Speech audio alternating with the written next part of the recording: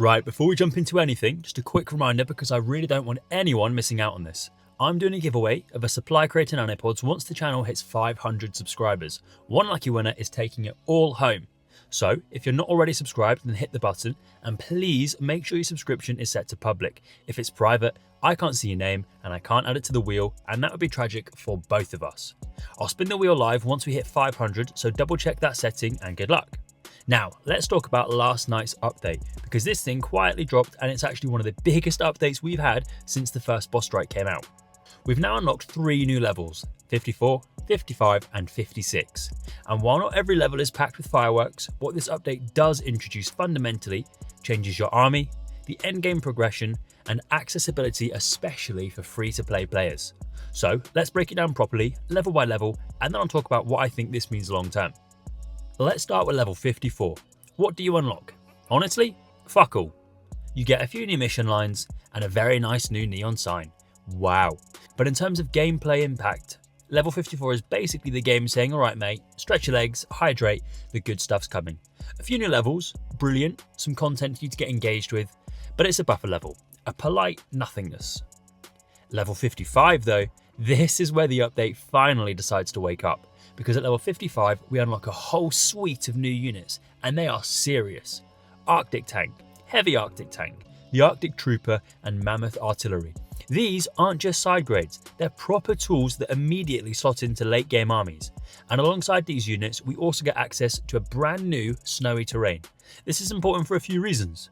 It changes the flow, it affects the positioning and unit survivability, it increases new challenges in terms of damage over time just automatically added to your units, and it forces you to rethink the compositions and the lineups that you might have just been autopiloting for the last dozen levels. Plus, let's be real, visually it's fantastic. Battles feel fresh again, and that matters more than people might like to admit. Level 55 is where the update starts to earn its keep. And then we move on to level 56, and this is where things genuinely shift. At level 56, you unlock the Elemental Trooper and Zoe's Trebuchets, and these two, they are brilliant. They're not just temporary toys, they are long-term staples. The Elemental Trooper brings consistency, control, and flexibility that works across multiple modes. And Zoe's Trebuchets? Look at them, they're cool. And if you can fling a Velociraptor at the enemy, that gets a green light in my books. And once ranked up, they finally allow free-to-play players to meaningfully tackle the AS without needing absurd investment or absolutely perfect RNG. And that alone is massive, because if more players can engage the AS, that means there's going to be more frags in circulation, and the gap between whales and grinders tightens, even if it is just a little bit. And hopefully, more frags in circulation mean that more of us can start hitting the boss strikes consistently rather than bouncing off a wall or falling a little bit shorter than what you'd want to be doing. But for me, the biggest addition in this update isn't a unit. It isn't even a level. It's Prestige Stars. Once you max out at level 56, every time you refill that XP bar, you'll now start earning Prestige Stars.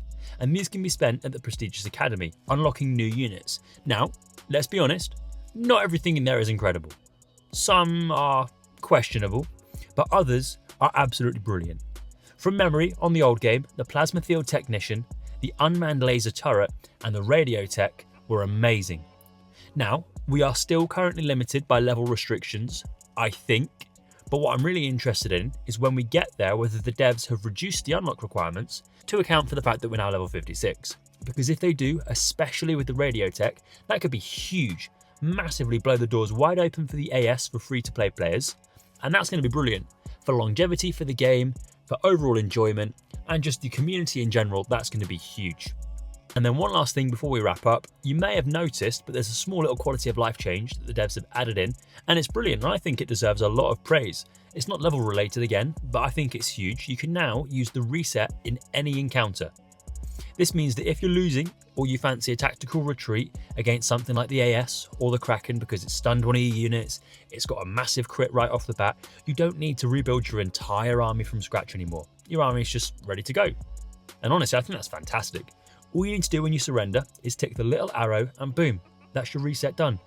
Press OK like you would do if you were farming at Tronk's base or the Bigfoot Badlands, and you're done. It saves time, reduces frustration, and makes learning fights far less punishing. This is the kind of change that doesn't really make headlines, to be honest, in the game, but it massively improves how the game feels to play. Overall, this update is a huge step forward. Level 54 is whatever, sure, but level 55 and 56 absolutely deliver.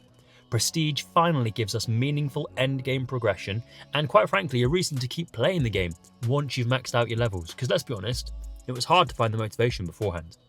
And the reset feature is massive for quality of life. Let me know what you think in the comments. Which units are you most excited to get? I can't narrow it down.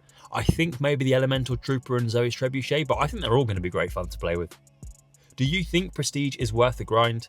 And is this the best update we've had in a little while? But most importantly, don't forget to subscribe and make sure it's set to public for the giveaway, and hopefully I will see you in the next one.